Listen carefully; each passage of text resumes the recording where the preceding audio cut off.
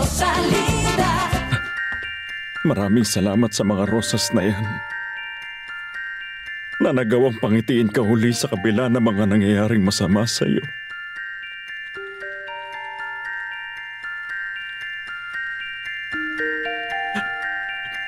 Hindi ba gusto mo yan? Gusto mo mga bulaklak na yan? Hindi mo pa rin nakakalimutan ang pagkahilig at pagmamahal mo sa mga bulaklak tulad ko na umiiyak dahil naaawa ko nagkaganyan ka.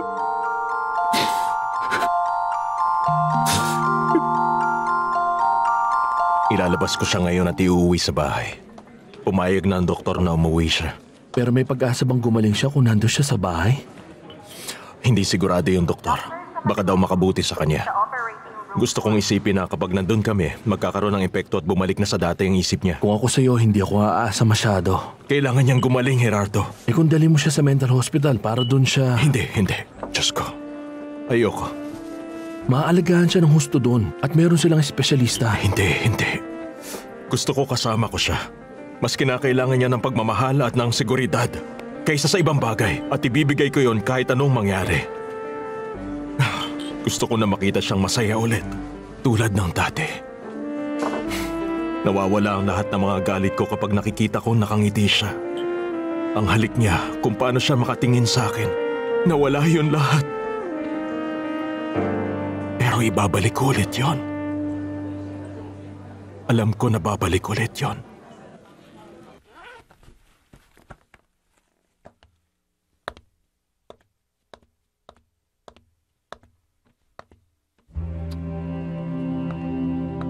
Uuwi ka na, masaya ka ba, ha? Babalik ka na sa kwarto mo, matutulog dun sa kama. At malapit sa iyo ang higaan ng anak mo. Gusto mo yon, di ba? Huwag mo akong tingnan ng ganyan. Diyos ko, bakit ba kita iniwan nung araw na yon? Bakit?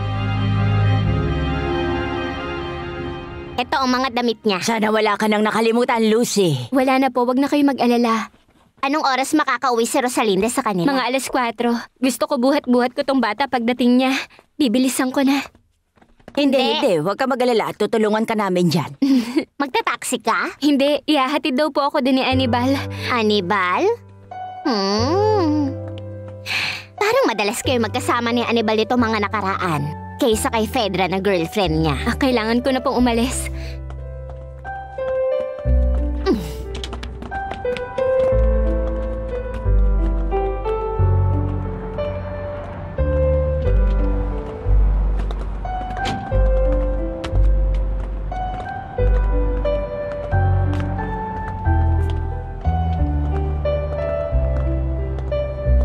Parang wala akong ganang lumabas, Enriqueta. Dahil sobrang naiinis ako talaga. Sige, hindi ka na pumupunta sa amin. Hindi ka na pumunta mula nung nandun si Fernando Jose. Bakit? Wala na siya? Wala, Valeria. Kinuha niya ng mga gamit niya at dinala na kaninang umaga. Saan daw siya pupunta? Bumalik siya sa asawa niya.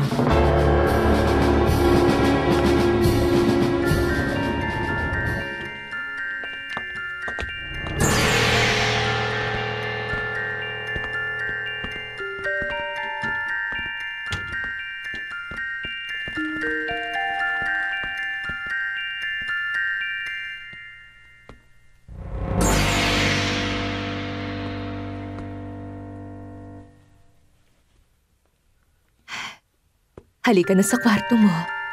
Halika na. Ang cute-cute mo.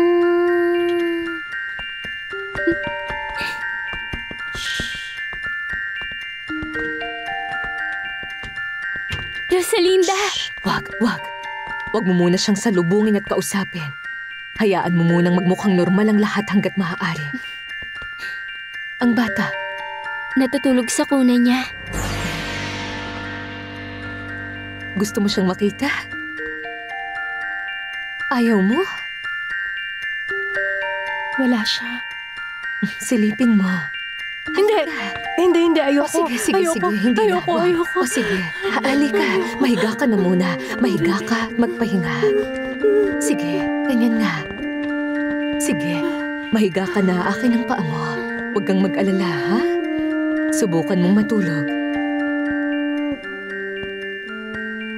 Ito ang bahay mo, Iha. Mahal na mahal ka namin.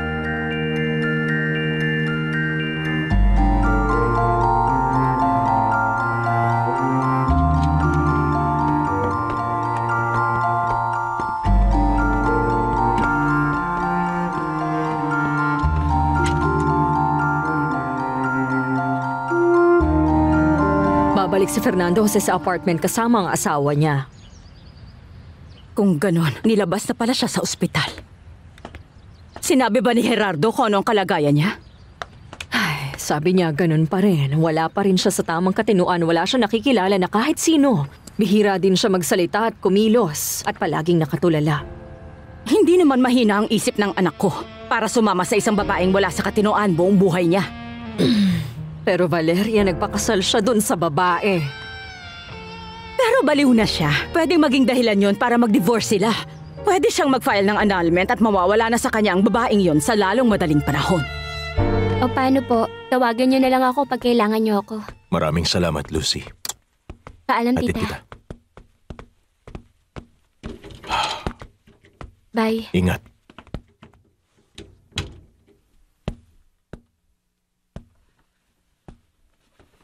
Anong balak mong gawin? Aalis ka rin ba agad o meron kang mga kondisyon para hindi ka umalis?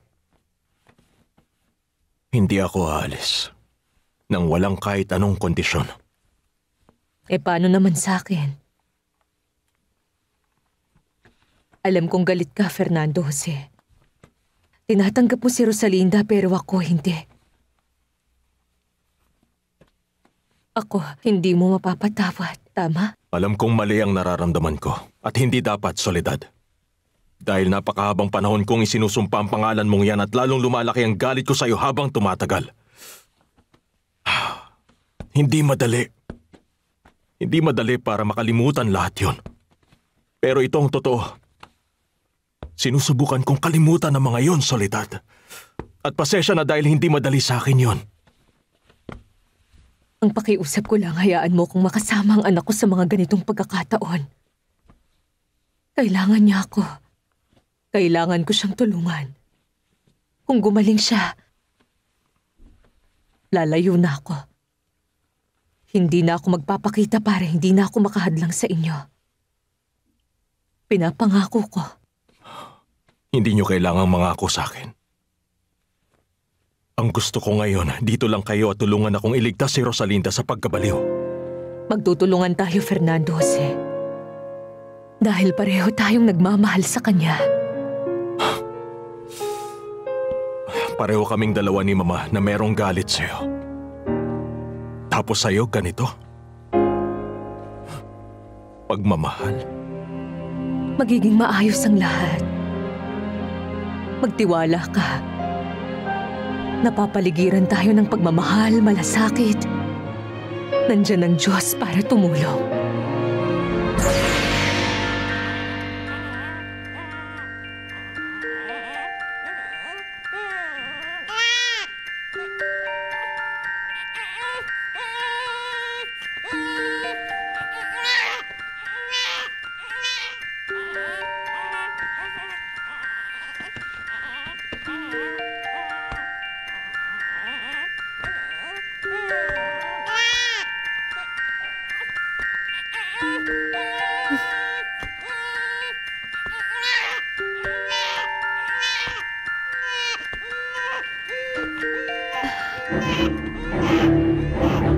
Sa tingin ko, kung susundin natin ang utos ng espesyalista, mukhang nagising na ang bata. Maririnig siya ni Rosalinda. Tingnan natin ang reaksyon niya.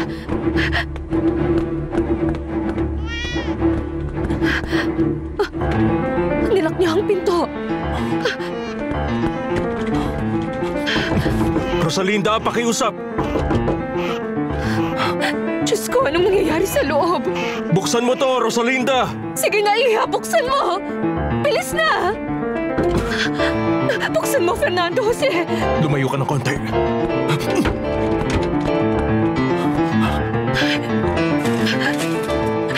Nasaan ang bata, Rosalinda? Anong ginawa mo sa bata, Iha? Saan mo siya dinala? Sige na, Iha, sabihin mo. Nasaan ang bata? Ayoko. Wag! Wag!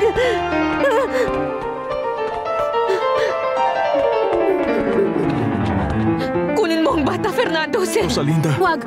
Wag! Wag! Iniipit niya! Ako ang bata! Rosalinda, Rosalinda.